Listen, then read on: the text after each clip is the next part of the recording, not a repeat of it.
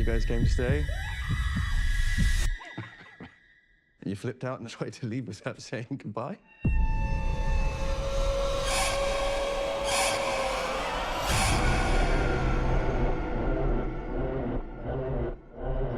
Hello everyone, welcome back to Backlot Banter. My name is Tucker Hazel. Today I'm here joined by my co-host Tanner Dexter, who I'd just rather not speak to be completely honest. And today we're here to talk about Speak No Evil, the new horror film from Blumhouse.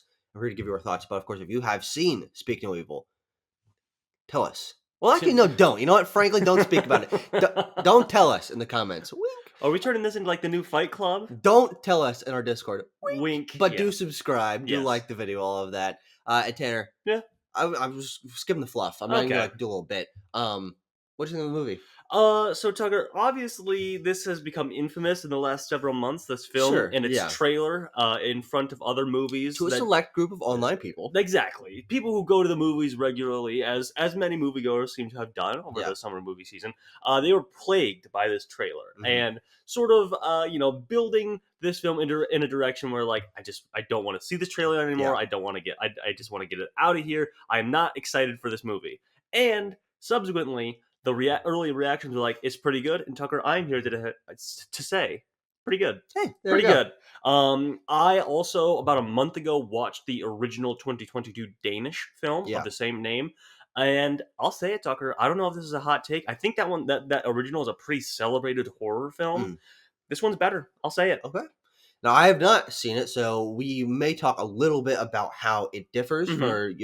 from your perspective, why this is interesting that they made an American remake of this. Mhm. But I'm coming in this as I think probably most people will, as this is just a Blumhouse Yep. horror movie with James McAvoy. Yes. And I'm also here to agree that, yeah, this is a good movie. There's really nothing special about it, but there's also nothing bad about it. I don't think Yeah. any elements of this film's construction, performance, writing, anything, I don't think anything falls flat. This is just a solid, down the line thriller horror movie. And James McAvoy is a great actor. He And is. he's very fun to watch, just go completely ham Uh-huh. in a movie like this. And the movie's really sold on his expression, on his ability as an actor. And he delivers. This Yeah. is not necessarily a surprise, but I think the movie seemed annoying maybe from the trailers. Yeah, because it's very heavy-handed in the fact that, like, James McAvoy and his Yeah.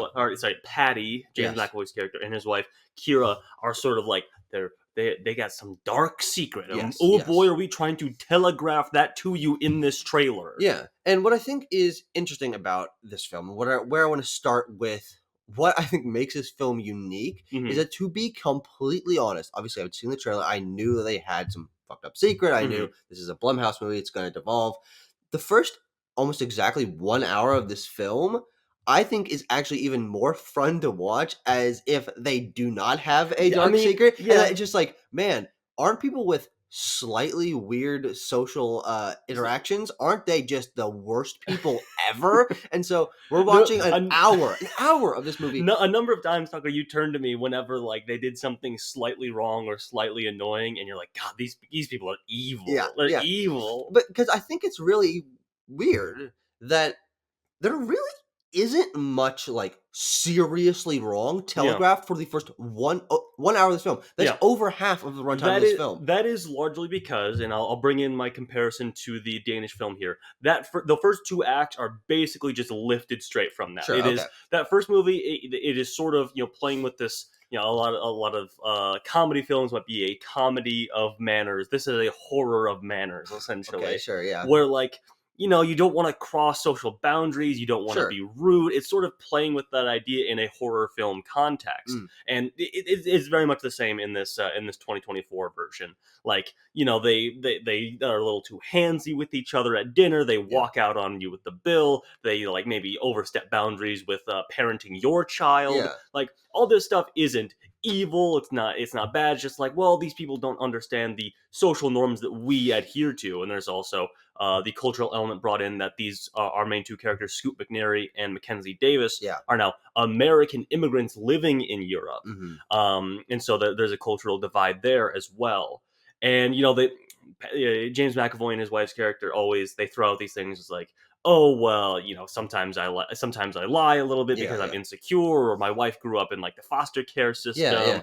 yeah, They throw out all these excuses for why they are acting the reasons they are. yeah. And I found that to be like weirdly compelling. Hmm. Um, I think that as a horror movie, as a thriller, I think it probably script writing wise would have made more sense to introduce the darker elements a little bit earlier, Mm. I think mesh the two halves a little bit stronger in terms of setup and payoff of like actually dark things, actually Hmm. strange dark secrets. Because I mostly just found the movie funny Yeah. for the first hour because I'm watching this movie and they're just doing things and then they're apologizing and to James McAvoy and I don't remember but Kira, her actress, I'll find it here the quick. actress's credit that I think they're both great. I Yeah. think their performances are a highlight of the film. And they're doing these things and then they're apologizing and the Yeah. performances feel very genuine. Like, oh, Yes. I'm sorry, I didn't mean to do that. Like, I just forgot. Like, I'm sorry, I Hmm. drank too much. These things, and it puts you in this really awkward mood of, found compelling. Of, okay, yeah, we know that things are going to be weird, are going to be bad down the Hmm. line, but what if they're not Yeah. bad? I And mean, what that if is. it is just a mistake? And Mm. what if you just drank too much, or you did just make a social faux pas, or you didn't realize you forgot? It makes you almost side with the Hmm. evil family, which I found to be kind of compelling. Yeah. And also because I think that from a performance level and a character level, I found Kara and Patty to be the more interesting characters. Hmm. But I actually liked that, and so I'm gonna say something completely weird. Okay. Here we go. I think the first half of this film is way more interesting Sure. than the second half, where there is some weird shit in the basement, and the Hmm. son isn't actually theirs, and they are trying to kill you, and they are trying to take your shit. Spoilers for Speak No Evil. Yeah, I mean, it's kind of obvious from the kind of movie that James Bond makes. Uh huh. Um, but I found that first part to be so unique Uh huh. in a way to set up a horror movie that I was really more intrigued by Yeah. this I mean, like socially awkward, tension filled comedy yes. almost. Like, so Tucker, here's what I'll say about my thoughts on that, and then we'll get to the third act Yeah. in just a moment here. So, like I said, those first two acts largely just lifted event wise and sort of dynamic wise from the original 2022 version. Mm, I will say though, I also preferred it sure. as I did in the film in general, because there is a sense of like American theatricality to Yeah. these performances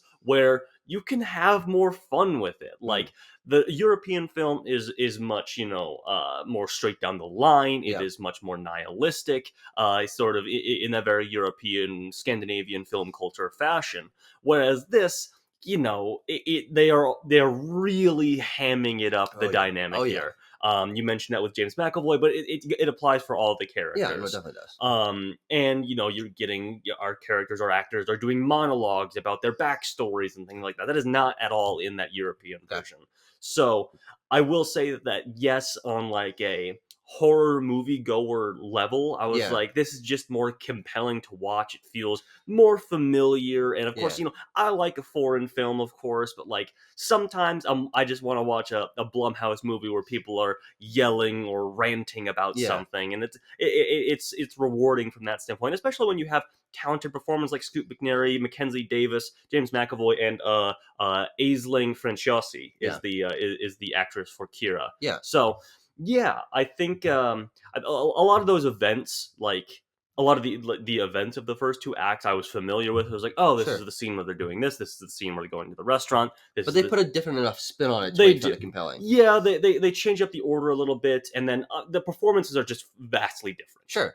Yeah, and I think that I have no context for that. Yeah. So it's good to hear that this wasn't, I mean, it kind of is just like the cash grabby thing. Like, oh, we heard about this interesting story from a more Hmm. independent foreign film, and let's remake that for a Western audience, or not a Western audience, an Hmm. American audience. Yeah. But I think that this is a quality film at the end of the day, and I do think that people should put aside their preconceived biases of it being a remake and of it being a movie with an annoying trailer, Hmm. and give the film a I shot. think so too. What I was thinking about as we were describing the separate halves of this film, it's almost like to me watching like an awkward Adam Sandler comedy for Mhm. the first hour, Sure, where it's like, sure. oh, he doesn't quite Yeah, understand it's like a things. it's like a Meet the Fockers kind of situation. Yeah, Absolutely. yeah, yeah, And yeah. then the second half is funny Well, yes, it games. is quite literally that. I mean, both the Danish one and this one are sort of in the shadow of Haneke's Funny Yes, Games, of yes. course. Both So his funny games. yes, true. His Uh, funny games is. his Funny Games is. Should we talk about the third? Is there anything else we want to talk about in the front half? Uh, no, I mean, Oh, actually, I do. well, there is. I do want to mention this. I talked about this a little bit with you last night after we got Yeah. out of it, comparing the European version and this one.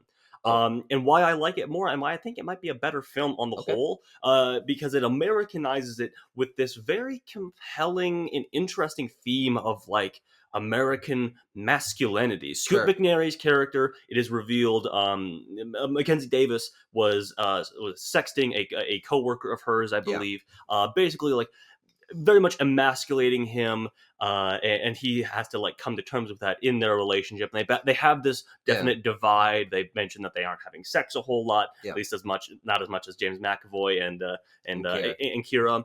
So yeah, and then Scoot McNairy's character is like clearly like looking up to this masculine ideal yeah. of James McAvoy and why he goes a little bit easier on him and isn't as fast to judge the creepy Sure. or weird things that he's doing, because he does idolize him a little bit as this picture of masculinity. He hunts, he takes care of Yeah, all his own yeah. buildings and cars and everything like that. And he's more outspoken. He's able to speak his mind. He's able to tell people what to do. He which, controls his family a little Yeah. bit more to Well, yes. to a domestic abuse level, of Yes. course. But watching the interplay between James McAvoy and Scoot McNairy, I think, is what makes this film kind of interesting on a thematic level Mhm. of what do you want to be, and the way in which Scoot McNairy has his insecurities and then sees the opposites reflected in James Mhm. McAvoy and is able to excuse some things. And so I think that watching all of that interplay, all of the awkwardness, all of the social faux pas,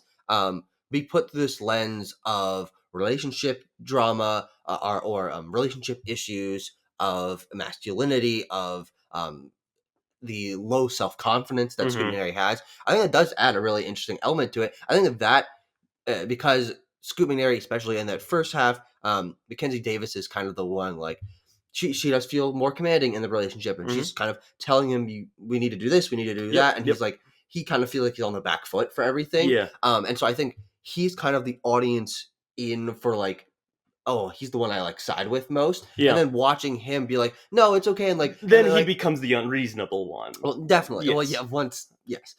Once things transpire and people are more on the side of like they need to get the fuck out of here, Absolutely. kind of situation. And he's reading this book that's like unleash your inner cowboy. Yeah. Because those themes are somewhat present in the Danish film, but just not to the extent, and I think not to the strength of Americanizing them, Sure. having that American masculine ideal sort of layered throughout the film. I think is quite strong. So Tucker, let's talk about the third act. When shit goes south. Yeah. And here's what I'll say. This is one of the bigger changes from the original, is that in that original film, the father is the one who finds the secret room filled with all the photographs and the belongings of former families and everything like that. And then he gathers up his family and they're out on the road. There's a much stronger thriller element to this, with the kids finding it and the kids having to figure out a way to like pry the parents apart and tell them about it.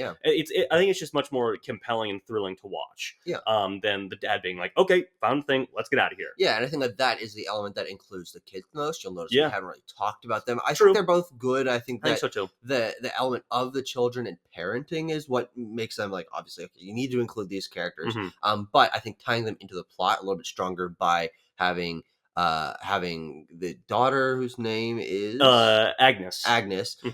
Befriend and try to figure out a way to protect him and learn to understand him because he can't communicate. I think that does add a nice wrinkle to things, and especially as we're getting into that last act and they have that moment of like, oh, we need to work together with the two kids who don't have a lot of confidence, who can't really communicate, to figure out a way to save both of their lives, and they ultimately end up becoming the ones that are like trying to push things along. Of no, we need to get out of here. Here's the truth, and it does give them a sense of agency that I thought actually really did work. But I do have to say that this last, let's just say 35 minutes of the film Mhm. where we are in full horror movie mode. Yes, It's even there's even like, okay, we find out things are wrong. There's still another like 15 minutes Yes. of like politeness trying to get out of there. Like we don't want exactly. to drop drop the hat completely. So let's like just like, oh, let's try to get out of here. Thanks for having us and everything. And then there is a greater and growing understanding that's like, oh, we're not getting out of here. Yeah.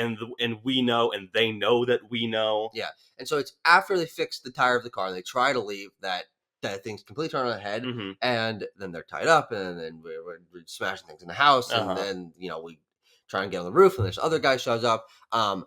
It's a perfectly competent horror thriller ending. Yeah. I don't think I have almost anything to say about it. Sure. Though, Yeah. because it's like, have you seen a movie where someone's trying to kill someone Yeah, else? like a home invasion, Yeah. kind of intruders outside the house.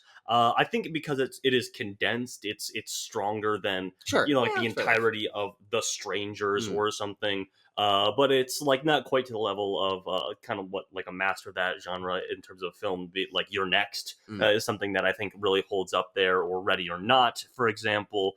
But it is condensed and pretty thrilling because our actors just get to cut loose a little bit, and it's kind of it's a little bit it's just good to see the evil people get their come up at Yeah, the no, end of the definitely. day. Definitely. It does When feel. Mackenzie Davis is like spraying them with sulfuric acid that's a or good one. slamming claw hammers into their heads, it's just nice, Yeah, it's nice. The interesting thing is that this movie is, I would veer a little bit more towards thriller than straight up horror, because this Yeah. isn't a horror movie in the way that a slasher is, where there are gory kills or clever kills or anything. These are, at the end of the day, just normal people Yeah. defending themselves, and so compared to your average Blumhouse movie where things go completely sideways and there's a supernatural force and people are getting their head blown off or whatever, this is like, you got 3 people to kill, and you kill 3 of them, and none of them are in like insane ways. There are some interesting moments of them defending themselves, but there isn't almost anything that stands out to me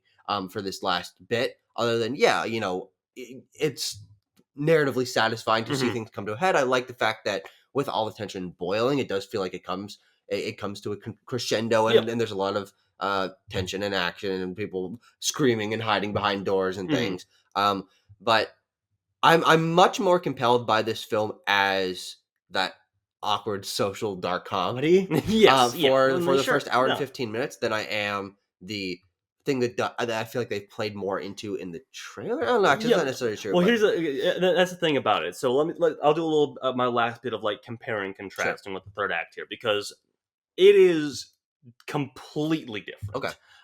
As I mentioned, so also spoilers for the 2022 Speak No Evil. Sure. I'll talk about the ending right now quickly. Dad gets his family out. They get out on the road. He thinks they're being followed by the family, so he pulls over, goes down like a dark country road. Car gets stuck.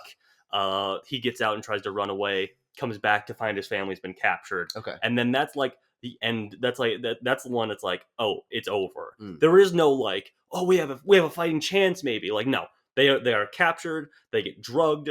And this is like the most fucked up part in that movie. There is an unbroken, like, the babysitter comes over, holds their daughter down, and like grabs her tongue with pliers and like cuts her tongue out. Unbroken, you see that happen. Okay. Which is kind of the thing that people are like, Jesus Christ, with this movie. And then they take the parents out to a quarry and stone them to death, and that's the end of the movie. Okay, so obviously very different. There is no like, oh, we're fighting back against them. Who's gonna win? It's like they're just fucked. Yeah, that's interesting, because that honestly makes it like a totally different movie. Exactly. And obviously this one, I would say, feels more standard. Feels more like I've seen it before. I've seen a family on their last breath and they're injured and they're like limping out as like the sun is crescendoing over the horizon or whatever. And so that, from a narrative perspective, I think makes the ending of this film less interesting. I don't think it's necessarily worse, but that the way that it ends in an even darker place, in a nihilistic place, and the seeing of the cutting off of the tongue, yes, both of those sound like elements that I think could have given the end of this film a little bit more pop. Yeah. But I do appreciate that, in terms of, all right, we're Americanizing and remaking this foreign film. We're going to fit this into the Blumhouse standard of Well, you not know even, how this is going to end. not even the Blumhouse standard. Like as soon as I sort of felt where this was going, and having seen that film and then having the context of watching the trailer many times over, I'm like, Yeah. oh, there's this like fight at the end of the Sure. movie, and I was like, oh, as it became clear in the movie, I was like, oh, we're gonna do a cornerstone of American movies, whatever genre it may be, Sure. is that like we have to make sure we mend the family unit, and the family wins at the end. That's kind of a cornerstone of American filmmaking. And yeah, I mean, as it went on, I was like, oh, they're gonna defeat the family and win, and save the kid and become. They're gonna become a stronger family for it. Yep. And they do, and they did, and that's it. That's Yep. the movie. Tanner, what do you think about in terms of score for Speak No Evil? Ooh, Tucker, I'm gonna go a 6.5. Yeah, I'll go the same. 6.5. I Okay. think it's a good movie. It's not particularly special, but I do think that it surprised me in a little bit more thematics than I was expecting. More than most Blumhouse movies, True. especially It is. God forbid from this year. It is probably in the upper crust of Blumhouse movies. Yeah. Your Get Out's notwithstanding, like your more standard studio stuff. It's like it's gonna be in the upper echelon. Yeah, and so I do think that people should give it a try. And check it out. And especially because we've been looking down so many Blumhouse movies of the last calendar year. Mm-hmm. Exorcist Believer, Night Swim, Imaginary, Afraid. Like this is frankly, a legendarily terrible run. It is like 3 times better than all of those movies. Yeah. In terms of what I gave them, like on Letterboxd and everything. Like it is a far superior film to all of those, because they have a sort of celebrated backbone to work off of. Yeah. But I do think it brings compelling changes, compelling Americanizations to that narrative. So that's where I kind of stand on it. So go see it. Yeah. This is Roger and Ebert signing out. 1 thumb up each? Yeah, it's not 2 thumbs up. It is not a 2 thumbs up. It's 1 thumb up each. Uh-huh. Go see it in the theater. Check it out.